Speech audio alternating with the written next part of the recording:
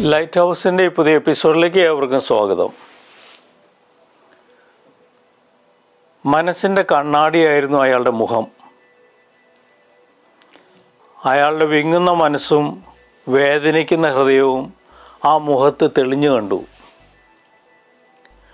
വന്യനായ ഒരു ഗുരുശ്രേഷ്ഠൻ്റെ സഹായം തേടി എത്തിയതായിരുന്നു അയാൾ.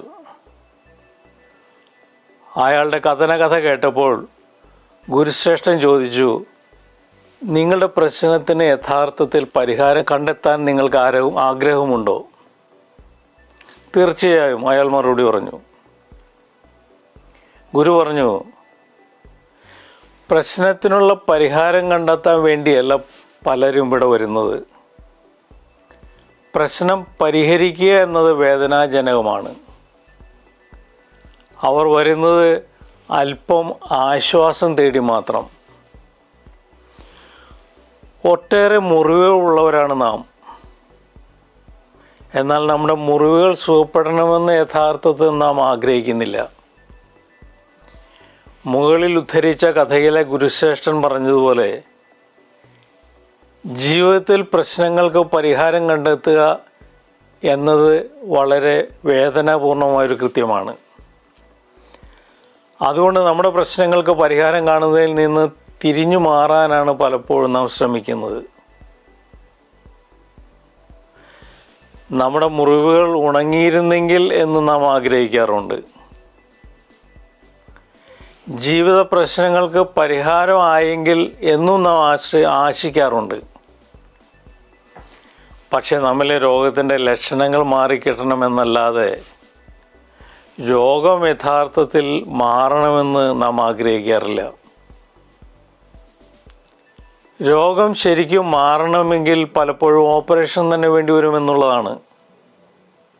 പക്ഷേ വേദന ഉളവാക്കുന്ന ഓപ്പറേഷനെ അഭിമുഖീകരിക്കാൻ നമ്മളധികം പേരും തയ്യാറല്ല. ക്യാൻസർ ഒരാളുടെ ശരീരത്തെ കാർന്ന് തിന്നുന്നുവെന്ന് കരുതുക.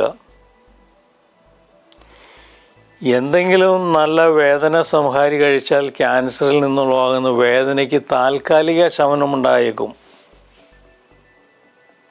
എന്നാൽ ക്യാൻസറിൻ്റെ ഭീഷണിക്ക് ശമനമുണ്ടാകണമെങ്കിൽ പലപ്പോഴും ഓപ്പറേഷൻ തന്നെ വേണ്ടിവരും.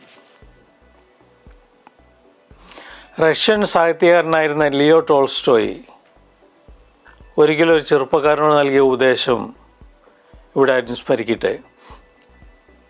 മറ്റുള്ളവരെ ഉദ്ധരിക്കാൻ ഓടി നടക്കുകയായിരുന്നു ആ ചെറുപ്പക്കാരൻ.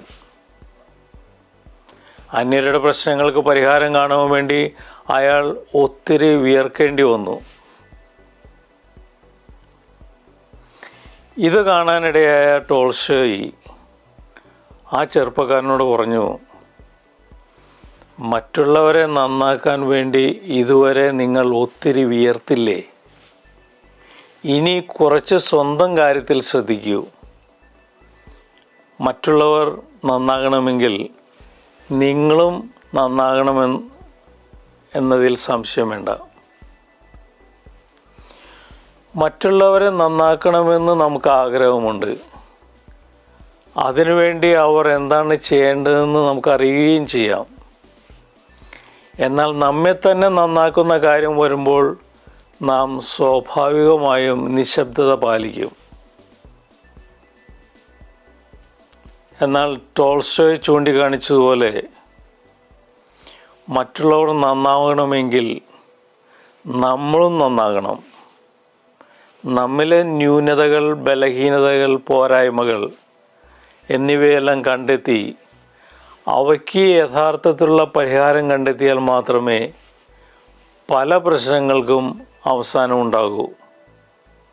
പക്ഷേ അതിന് നാം തയ്യാറാണോ എന്നുള്ളതാണ് ഏറെ പ്രസക്തമായ കാര്യം. രോഗങ്ങൾ ഉണ്ടെന്ന് നമുക്ക് സമ്മതിക്കാം.